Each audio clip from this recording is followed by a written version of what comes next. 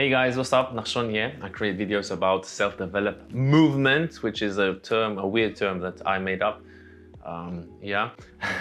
I create content about how you can develop yourself both in the physical aspects and in the mental aspect, meaning how you can grow as a person, because moving is only a part of growing as a person and there are other aspects to it. Today, I want to cover a video of Jordan Peterson where he talks about a powerful secret to unlocking your potential, which seems like very vague advice and something, you know, very clickbaity, but doesn't tell you anything. But it has a lot of views, so it must be good in some way, and Jordan always says smart things. I don't agree with him about everything he says, but I appreciate the guy because he really tries to help people. At least that's how it seems to me, and he says some smart things. He's very knowledgeable and very smart, and I like him. So yeah, let's start. So I figured something out that I thought I'd tell you about. This took me like 30 years to figure out, and I figured it out on this tour. So there's this old idea, you know, that you have to rescue your father from the belly of the whale, right? From some monster that's deep in the abyss. You see that in Pinocchio, for example, but it's a very common idea. And Why? I figured out why that is, I think. So imagine that we're Saving your father, like I've never heard that, but okay. a clinical perspective that, you know, if you set out a path towards a goal, which you want to do because you need a goal and you need a path, because that provides you with positive emotion, right? So you set up something as valuable, so that implies a hierarchy. You set up something as valuable. You decide that you're going to do that instead of other things, so that's kind of a sacrifice, because you're sacrificing everything else to pursue that. And then you experience a fair bit of positive emotion and meaning as you watch yourself move towards the goal. And so the implication of that is the better. What's also interesting is that sometimes just moving towards the goal is what gives you the positive emotions and the sense of purpose and meaning, even if you didn't get there. Just knowing that you're on a path for some reason makes you feel good. Sometimes even getting to your goal won't make you really happy. It will make you sad in a way because you don't have anywhere to go yet, like anymore. Which is weird, very weird, but interesting. The goal, the more full and rich your experience is going to be when you pursue it. So that's one of the reasons that's one of the reasons for developing a vision and for fleshing yourself out philosophically, because you want to aim at the highest goal that you can manage. Okay, so you do that, and then what you'll find is that as you move towards the goal, there are certain things that you have to accomplish that frighten you. You know, maybe you have to learn to be a better speaker, a better writer, a better thinker, or you have to be better to people around you, or you have to learn some new skills and you're afraid of that, whatever, because it's going to stretch you if you pursue a goal, and so that'll put you up against challenges. Okay, so all the clinical data indicates, well, the opposite of safe spaces, as Jonathan Haidt has been pointing out, that what you want to do when you identify something that someone is avoiding that they need to do because they're afraid, you have them voluntarily confront it. And so you break it down. What you try to do if you're a behavior therapist is you break down the thing they're avoiding into smaller and smaller pieces until you find a piece that's small. I think that's what I said, like in one of my last videos. It's exactly that. That's really nice. That's very true. You have to face the things you're scared of. You have to voluntarily expose yourself to these things if you really want to get over them. I think I gave that example in like one of my last videos, where if you want to be able to deal with cold, you need to expose yourself to it, but gradually. Like, you don't have to go to -degrees from the get-go. You can slowly get there, but it feels like society today just teaches you to just avoid cold, and that way you will never face that fear, and in some way you've won it, and it's not true. You don't win anything you don't overcome, and running away from something is not winning it at all. So I really like it. Enough so they'll do it, and it doesn't really matter as long as they start it. You know, then they can put the next piece on and the next piece, and what happens is they don't get less afraid, exactly, they get braver. It's like there's more of them. And here's why. So imagine, you do something new, and that's informative, right? There's information in the action, and then you can incorporate that information and turn it into a skill and turn it into a transformation of your perceptions. So there's more to you because you've tried something new. So that's one thing. But the You've second grown. thing is, and there's good biological evidence for this now, that if you put yourself in a new situation, then new genes code for new proteins and build new neural structures and new nervous system structures. Same thing happens to some degree when you work out, right? Because your muscles are responding to the load, but your nervous system does that too. So you imagine that there's a lot of potential you locked in your genetic code. And then if you put yourself in a new situation, then the stress, that's the situational stress that's produced by that particular situation, unlocks those genes and then builds new parts of you. And so that's very cool, because who knows how much there is locked inside of you. Okay, so now here's the... Okay, so that's insanely cool. Like I've known this thing like for a very long time. I think a lot of people know about it, but what's really interesting is that there's actually a physical manifestation of that process in your body that he says that happens, that your genes actually change. That's insane.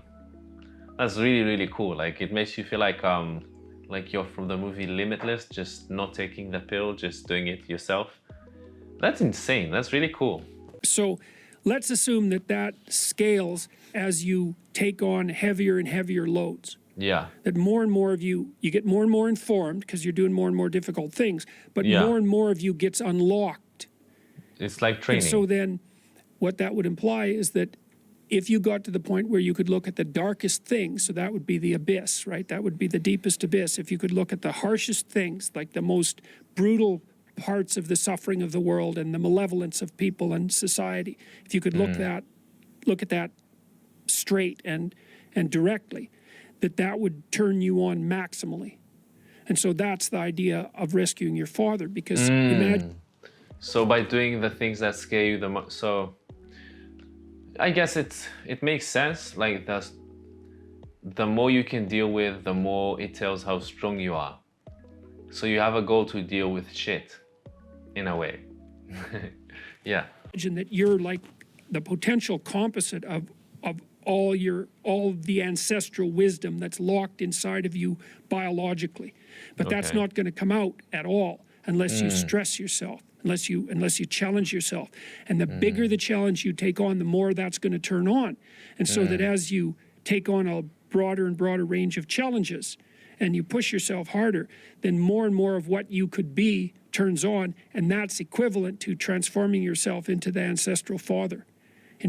Because you're like what would you call it? You're the consequence of all these living beings that have come before you. And that's all part of your biological potentiality. Very and majestic. then if you can push yourself, then all of that clicks on, and that turns you into who you could be. That's the re-representation of that positive ancestral father. So that's why you rescue your father from the belly of the beast.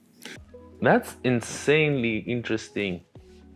It's very spiritual, and I think that's one of the things that I really love about Jordan is how he connects spiritual things into the real world, and he shows how it works in the physical aspect as well. That's really, really, really interesting. I loved how he talks about how he brings the analogy of training, of moving your body with dealing with hardships in your life, and that the more you train, the easier it will be to grow, or the stronger you become. But it's not just, it's exponential in some way, I would say. I'm not sure if that's the right word for it, but the more you do it, the easier it becomes to get better.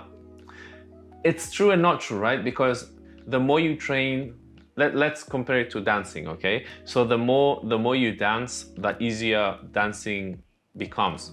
And learning new material becomes much easier as well, because it's coordination work.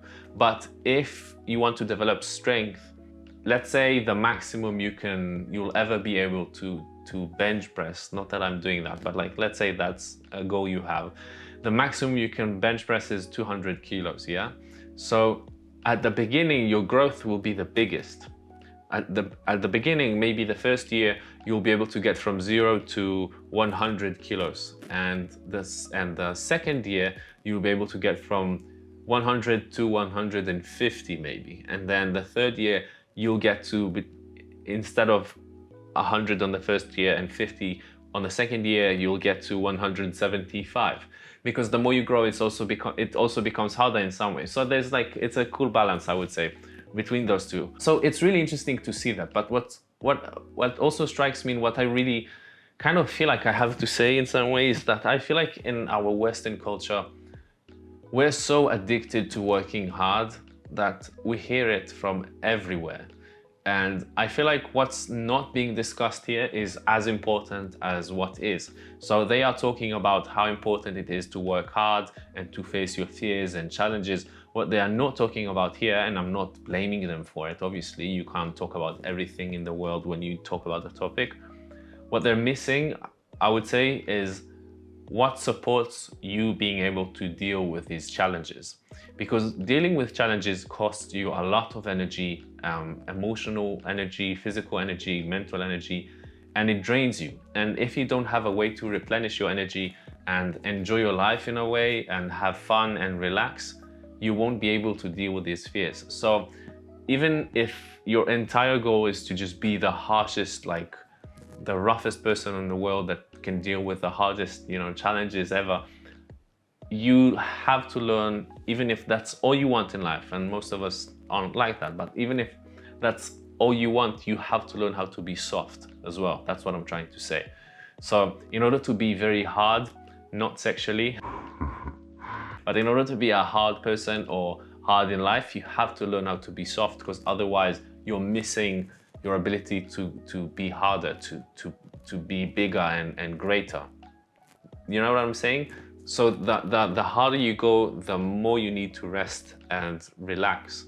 You have to have a base, a place where you go. Let's say you have this home that you've built to yourself. It can be your family, it can be friends, it can be training, it can be specific food, it can be traveling, whatever it is. This is your base, and you go towards the challenges and you beat them, and it's bigger and bigger challenges the more you do it, right? But it's not just the challenges that grow, it's also the base that grows, the place where you go back to rest, because without that part in your life, you won't be able to deal with all of these challenges, because you have to rest. Like, your energy is finite, it's going to end at one point, and if you don't replenish it and work to get more of it and also learn how to enjoy your life, you will just get tired and die at one point, because you just won't have any energy left. I guess that's what I'm trying to say. I really like what he's talking about, though. It's interesting for sure. Yeah, let me know what you think about it.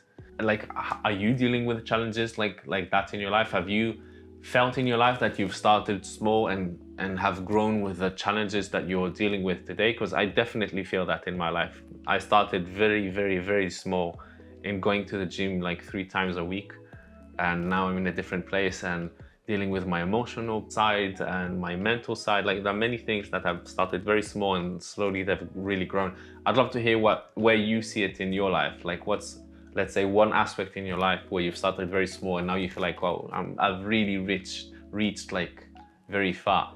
Yeah, I would love to hear that. Let me know what you think about it then in the comments. And if you like this video, make sure to give it a thumbs up. And if you want to watch more content like this about self-development and movement, obviously, make sure to subscribe to the channel. Yeah, I think this is a really cool video. Yeah, have a good day, good luck in life and stuff with your challenges, and peace.